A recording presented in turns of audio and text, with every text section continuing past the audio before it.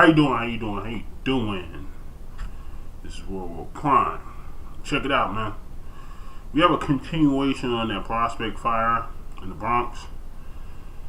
I mean, they're showing the pictures of the people that died in the Bronx in that fire. And they're showing the emotional effect they had during that fire. And this is the continuation of my last post about the Prospect fire. And this is breathtaking. Okay? They're showing you the people who died in this fire. And it's breathtaking. It was an army man. It was an army man that came home from leave. First time he had leave, and he died in that damn fire. Excuse my language. He died in that fire, and it's unbelievable the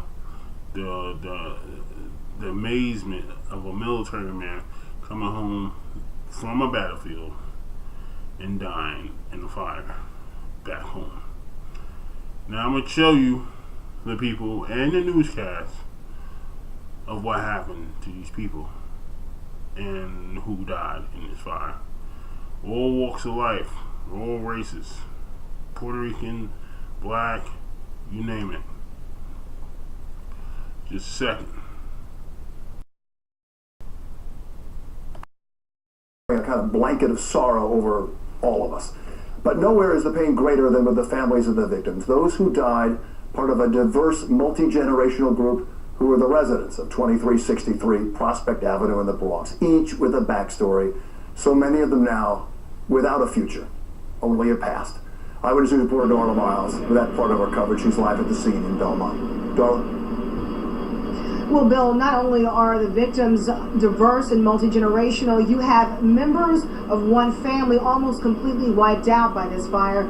And then also late this afternoon, the NYPD identified Emmanuel Mensah as one of the victims. He was a soldier in the Army. He enlisted a year ago, and this was his very first time home on leave since he enlisted in the Army, and he also died.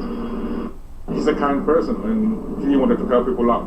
And I think that's what he was trying to do, and unfortunately he lost his life to that. This is how Kwabena Mensah would like to remember his 28-year-old son, Emmanuel Mensah, as a strong, fearless soldier who worked to rescue his friends from the Thursday night Bronx fire. I'm trying to get out and call my parents in Africa, and call my parents here in Denver and other places, and let them know that.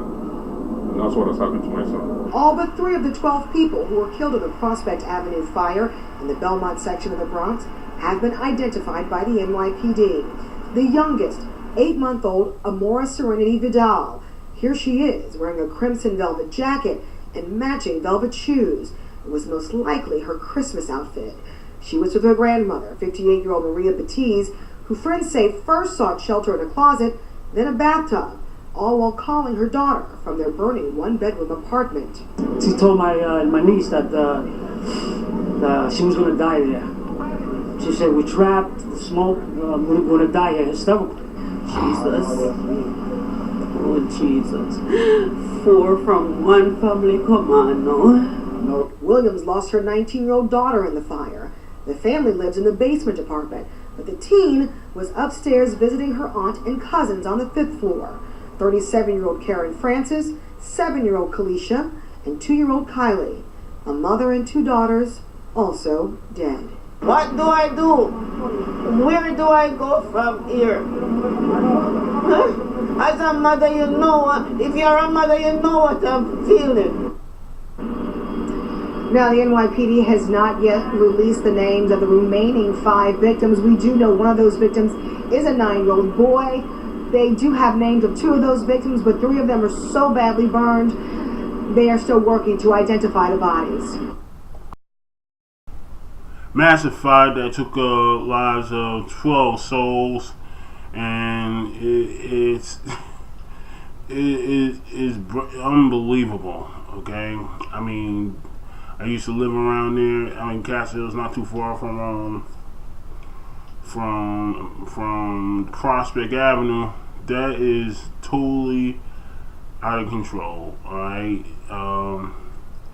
I pray for the family members and all their losses. I feel where they're coming from. I don't know exactly how they feeling actually, but I know where they're coming from. And those look like beautiful people. Okay, and they died. They're talking about they're trying to identify a couple other people who was charred beyond recognition. I mean, the fire must have been immense. And personally, the family members should find out what started the fire and sue the landlord for having an apartment that had no damn sprinklers. Okay, it's obvious this fire came out of control, and for a fire to move like that, it means the place didn't have no freaking sprinklers. And they should have, if they didn't have no sprinklers, they should have some kind of fire extinguisher. Okay, some big fire extinguisher you can put out the fire and get yourself to safety. But obviously, how this building went up, I do not believe this building had any fire safety, anything. Probably if they didn't have no fire safety or sprinklers, they violate New York City code. Okay, and I'm telling y'all, if you have an apartment or a house, have some kind of fire alarm or some kind of sprinkler system. Do not move into a building that don't have a damn sprinkler system. That's all I got to say about that matter. I mean, that is really, or some kind of firefighting tool inside there, because if they don't have these things, they're violating code. And that house ever got caught on fire for any reason, or any floor or wherever, it'll go up like a blaze and you'll be trapped in there.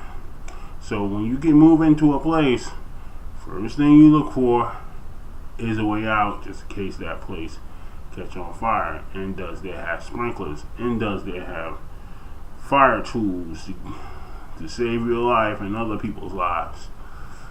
These buildings, well, they're old, so most of them didn't have no. That building was old, so I don't think they had a fire extinguisher, or I mean not fire extinguisher, but sprinklers.